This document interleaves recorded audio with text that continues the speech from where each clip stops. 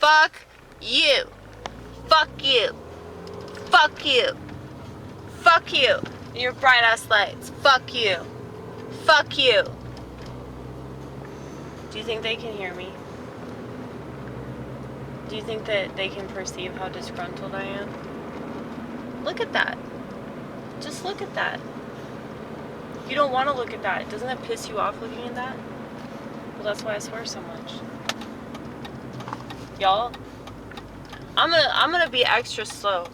I'm gonna be super slow. Fuck you. Fuck you. If I seem childish, fuck you too. Okay? I don't say any of this shit to people, okay? I realize that this sort of like internalizations that I experience, it's like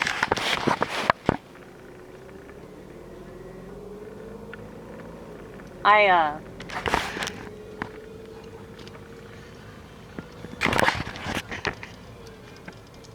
use it as like a protective shield or something, you know?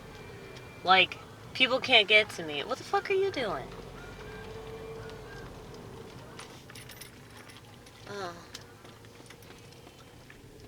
But, yeah, like, I use it as kind of a protective shield because if my channel seems kind of harsh, it's because I don't say any of this shit to people.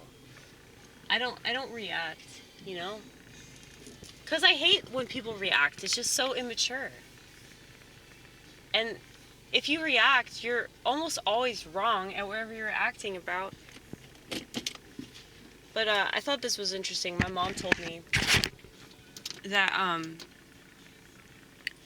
when I was a kid, she tried to set me up with art lessons, but I didn't want art lessons because I didn't want to be told what to draw. Isn't that just awesome? I was a badass when I was a kid. But I did this poster last night, and I'm probably going to color it in some way. It says, reserve it for what deserves it. Speaking of reactions, a lot of people don't know that they don't have to make their feelings known. And I feel like people don't understand their feelings anyway. So whenever I get angry, I just want to sit with it for a while and analyze it to try to understand it. And then, after I have analyzed it enough, I will determine the next line of action. Rather than just, grr, spew, pukety puke, you know? And that's exactly what you're doing when you get mad, when you have an emotional meltdown because you think somebody's leaving your ass. I think a lot of it is projection. You know, you're angry at yourself and you don't know how to be angry at yourself, so it's easier to just be angry at those around you. You're upset about something that you've internalized from your childhood that was really horrible, and you look at yourself like, oh, why would anybody stay with me? And you're basically just like recreating and reliving the same experience that you've dealt with since you were a kid to try to make sense out of it. But in that recreation, it's just a self-fulfilling prophecy, so the same thing is just going to keep on happening, you know? And I'm asking myself the question, well, how am I doing that with my physical health? Because my mom even got on to me. She was like, you never bought that yoga ball. So, it's my fault that I have sciatica. But that's fine, I'll take it. She doesn't want me to end up like her. She's in a wheelchair right now, so I feel like she has a lot of regrets right now. That maybe she could have tried a little harder and she wouldn't be in the situation that she's in. And now she just kind of sits in her shit. But we got the yoga ball, okay? What's funny is that, you know, because I just study people, you know, so I was like paying attention to my mom, and I was like paying attention to how my dad was reacting to her, but like trying not to be a dick, but he still was. Well, because you can tell when somebody's frustrated, but they really want to yell at you, but, like, they don't want to react. But she definitely pushes people's buttons without even realizing that's what she's doing. Because she's just annoying. She just asks a lot of the same questions, you know? Like, I told her, she was like, which yoga ball do you want? And I, like, pointed at it. I was like, that one. And she was like, well, what about da-da-da-da-da-da-da-da? And I was like, no, I want that one. You asked, and I told you the answer. But it's like she's got to ask me all these, like, separate questions about the details of it. When I'm like, no, just simplify it. It's a rubber ball, Mom. It's a rubber ball. It's not that complicated. Like, I wanted to get the cheapest one, but she was like, but the reviews aren't very good. I'm like, it's a rubber ball. Like, how could the reviews be bad? I don't understand. But anyway. Yeah, it's like she just asks a lot of questions. She just asks the same thing over and over again a lot of the time. And I feel like a lot of it is like she just wants to hear herself talk. She wants to feel like she's important or something. She wants to feel like she's contributing to the conversation. I'm like, well, there's no conversation to be had, you know? And especially when, you know, and maybe it's just a mom thing. Maybe I shouldn't just say it's a woman thing. Maybe it's a mom thing. But it's like, asking the same question over and over again,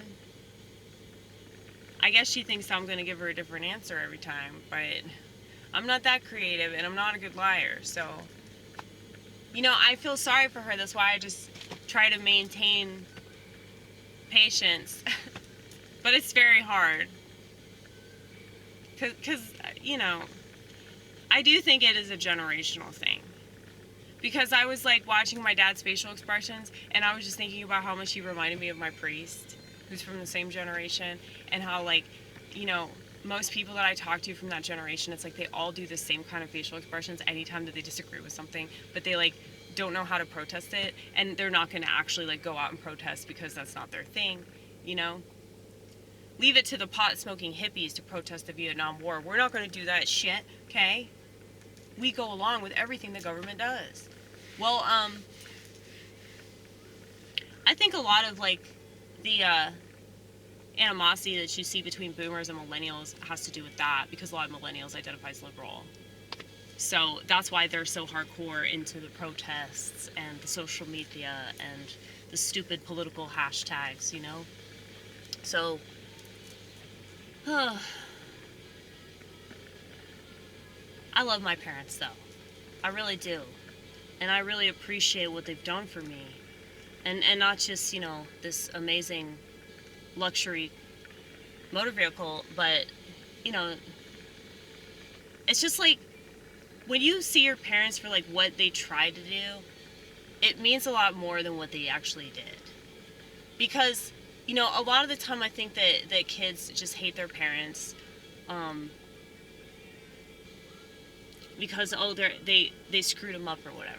But it's like, if you understand, like, how hard of a job it is to be a parent, and how that's got to be even harder if your kids just fight you the whole time like I did. So, like, my brother hardly ever talks to them.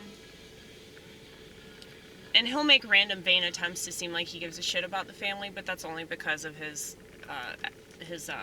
what do you call it?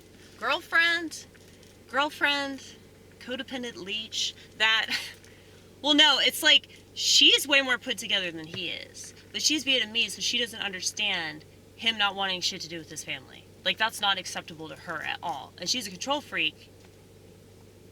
I mean, that's obviously something that they bond over. So, I don't like the bitch, but, you know, I've had, like, earnest conversations with her, though. So I feel like it's possible for her to, you know, at least come across as a decent person. I mean, she told me that she got herself off SSRI, so I find that impressive myself. But, yeah, she's with my brother, and my brother will just randomly, like, talk to my family, but that's just because, like, she pressures him to do that. And he wants to keep having sex with her because she's pretty hot. I mean, she's Vietnamese. So, but, yeah, it's like my brother and I went the complete opposite route in regards to how we dealt with our parents. You know, my brother just kind of like did whatever he was told to do, and now he's miserable over a narcissist. I did the exact opposite of what our parents told us to do, and I did a bunch of drugs, and not that I'm like telling people to do that, but I feel like it's really important that you go your own way. Not to reference MGTOW or whatever, but like, I've always been doing that. So even when I attempted to go somebody else's way, I realized real quick that it wasn't the way that I should be going. And it didn't matter if people didn't understand, and it didn't matter if it upset anybody.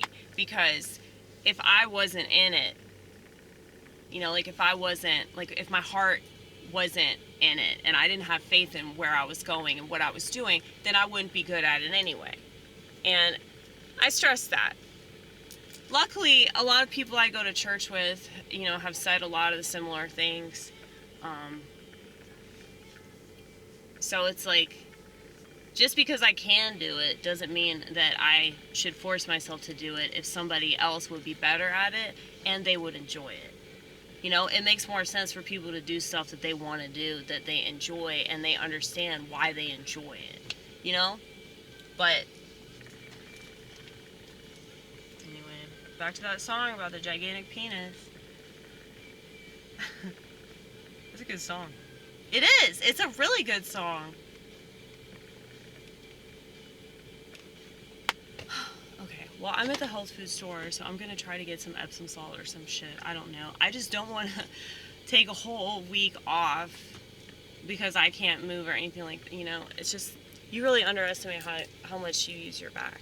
But the lower back muscles, I don't know what happened. I don't know if I was carrying something too heavy or I put additional strain and I twisted it the wrong way. I don't know. I don't know what happened. But I'm most definitely going to see a chiropractor pretty soon.